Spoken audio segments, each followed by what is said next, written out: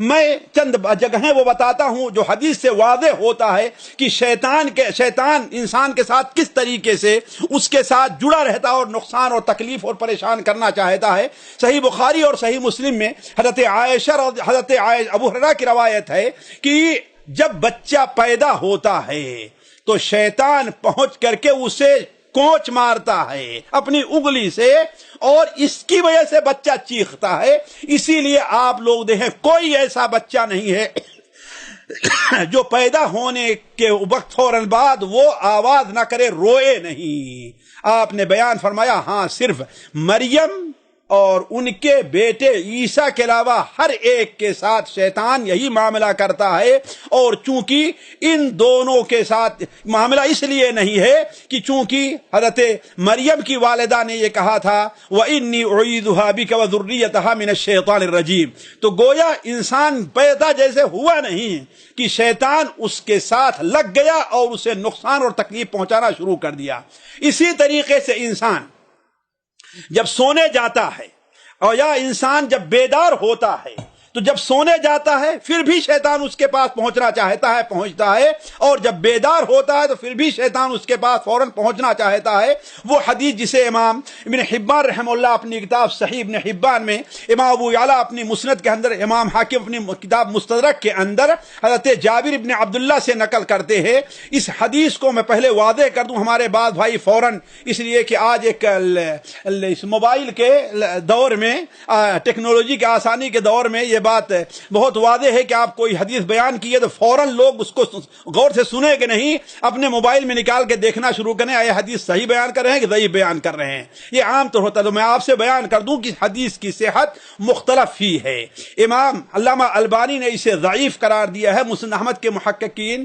بھی مجھے کچھ یاد آ رہا ہے کہ اسے کہیں پر ضعیف کہا ہے، البتہ حافظ ابن حجر نے اسے حسن قرار دیا ہے، امام ابن حبان ہے، امام ہیثمی ہے۔ اس لیے اور چونکہ دیگر حدیثوں سے اس کی تائید ہوتی، اس میں سے بات طرف اشارہ کروں گا میں، اس لیے میں آپ لوگوں کے سامنے یہ بیان کر رہا ہوں کہ آپ صلی اللہ علیہ وسلم بیان فرمایا کہ جب انسان بستر کے پاس جاتا ہے تو آگے بڑھتا ہے فرشتہ بھی اور شیطان بھی۔ جب فرشتہ اور شیطان وہاں پر پہنچ گئے تو فرشتہ کہتا اختم بخیر، اب سارا معاملہ جو گزر چکا اس کو خیر پر ختم کرو، یعنی اللہ کا نام لے کر کے سو، اور شیطان کیا کہتا نہیں، شر سے ختم کرو، یعنی اسے شیطان بھلانا چاہتا ہے کہ اللہ کا ذکر کرے اور ایسے سو جائے۔ اگر وہ اللہ کا نام لے کر کے سوتا ہے تو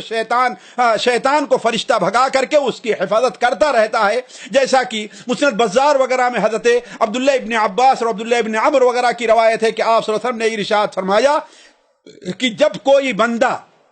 بوضو اور طاہر ہو کر کے سوتا ہے تو اس کے لحاف میں ایک فرشتہ بھی سوتا رہتا ہے، لیکن اگر وہ اللہ تبارک و تعالیٰ کا نام نہیں لیتا تو شیطان اس فرشتے کو دور کر کے اس کے ساتھ جو ہے سوتا۔ حدیث لمبی ہے، میں پوری حدیث نہیں بیان کرتا، اس سے معلوم جو واضح کرنا چاہتا ہوں وہ یہ ہے کہ شیطان انسان کے سونے اور جاگنے کے وقت بھی وہاں پر حاضر ہونا چاہتا ہے، اور ظاہر بات ہے یہ اس شیطان کے علاوہ ہوگا جو اس کا قرین ہے۔ اس کی سب سے واضح صحیح مسلم کے اندر حضرت جابر بن عبداللہ ہی کی روایت ہے کہ آپ صلی اللہ علیہ وسلم نے ارشاد فرمایا کہ جب بندہ گھر میں داخل ہوتا ہے اور گھر میں داخل ہوتے ہوئے اللہ تعالیٰ کا نام لیتا ہے، کھانے پر بیٹھتا ہے اور اللہ تعالیٰ کا نام لیتا ہے تو شیطان کہتا ہے لا مبیت لکم ولا عشاء، اس گھر میں نہ تمہارے رہنے کی کوئی جگہ ہے نہ تمہارے کھانے کے لیے کوئی چیز ہے، جس کا مطلب یہ ہے کہ شیطان حاضر ہوتا ہے،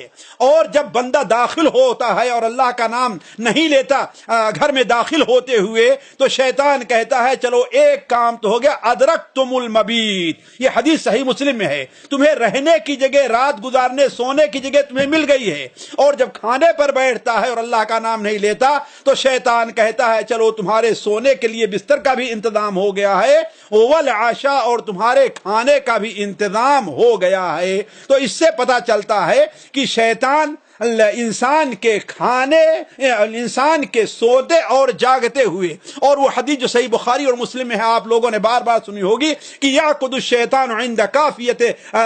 راس احدکم ثلاث عقد، جب بندہ سوتا ہے تو شیطان وہاں پر 3 گرہیں لگا دیتا ہے، اور ہر گرہ کے اوپر کہتا ہے علیک نوم طویل فرقد، علیک نوم طویل فرقد، علیک نوم طویل فرقد۔ تو گویا شیطان بیداری اور اس کے وقت میں بھی انسان کے پاس حاضر ہوتا ہے۔ اسی طریقے سے انسان جب گھر میں داخل ہونا چاہتا ہے تو شیطان اس کے ساتھ گھر میں داخل ہونے کی کوشش کرتا ہے، جیسا کہ ابھی پہلی حدیث آپ کے سامنے ہم نے جابر بن عبداللہ کے رکھی کہ جب بندہ گھر میں داخل ہوتا اللہ کا نام لیتا ہے تو شیطان کہتا ہے یہاں پر تمہارے لیے رہنے کی جگہ نہیں ہے، اور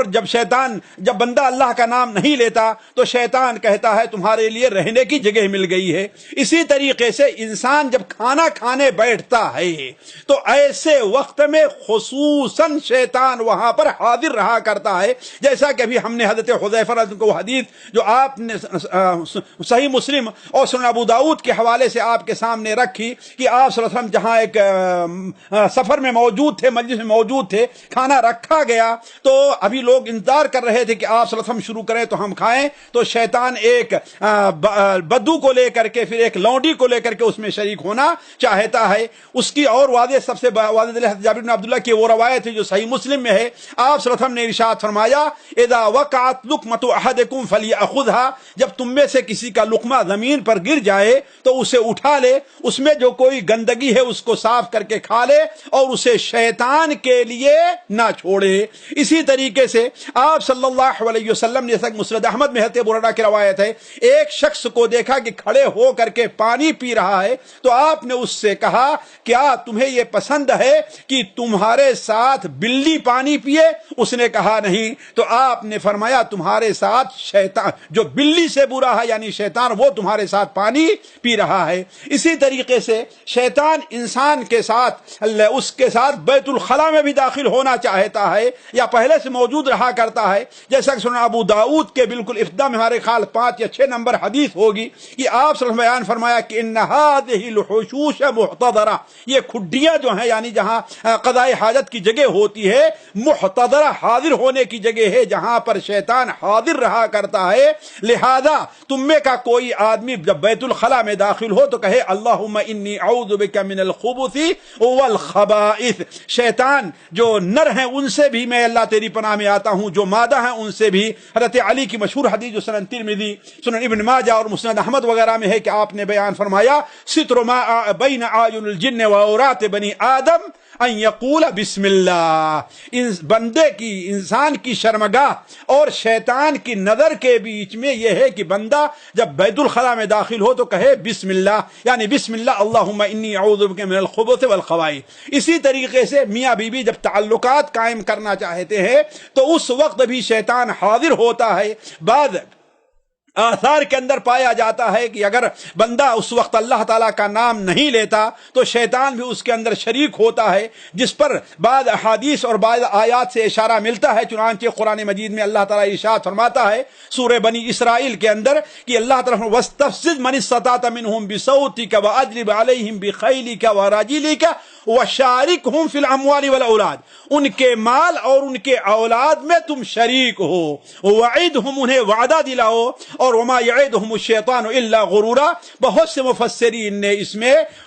اس مشارکہ میں یعنی شارک ہوں فی الاموال والاولاد، اولاد مشارکہ سے مراد یہ ہے کہ شیطان وہ جمع کے وقت میں یعنی میاں بیوی کے تعلقات کے وقت میں وہ اس وقت حاضر ہوتا ہے۔ اسی لیے آپ لوگ جانتے ہیں صحیح بخاری اور صحیح مسلم میں حضرت عبداللہ بن عباس کی وہ حدیث ہے کہ اللہ کے رسول صلی اللہ علیہ وسلم جمع کے آداب میں یہ بیان فرمایا کہ جب کوئی اپنے اہل کے پاس آنا چاہے تو اسے کہنا چاہیے بسم اللہ اللہم جنبنا الشیطان وجنب الشیطان ما رزقتنا۔ تو یہ ادب ہے، اس سے بھی معلوم ہوا کہ شیطان وہاں پر بھی حاضر ہوتا ہے۔ سامعین اکرام، ہمارے علمی اور عوامی دروس اور سوال و جواب کی مجلسوں سے آپ خود بھی مستفید ہوں اور اپنے دوست و احباب کے ساتھ بھی شیئر کریں۔ عین ممکن ہے کہ آپ کے شیئر سے کسی کی اصلاح اور آپ کے لیے صدقہ جاریہ بن جائے۔ واٹس ایپ پر اسلامک میسج حاصل کرنے کے لیے نمبر نوٹ فرمائیں: یعقوب عزیز 0096680895977۔ واٹس ایپ سوال جو آپ گروپ میں ایڈ ہونے کے لیے نمبر نوٹ فرمائیں: عبدالسلام عمری 00966502627 نمبر بھیجتے ہوئے نام اور پتہ ضرور لکھیں۔ اسی طرح ہمارے یوٹیوب چینل اسلامی دعویٰ کو ضرور سبسکرائب کریں تاکہ ہماری ہر نئی اور اہم ویڈیو کی اطلاع آپ کو فوری حاصل ہو جائے۔ تمام دروس، مقالات اور سوال و جواب سیریز کے لیے ہماری مشہور ویب سائٹ www.islamidawah.com کا مشاہدہ کرتے رہیں۔ السلام علیکم ورحمۃ اللہ وبرکاتہ۔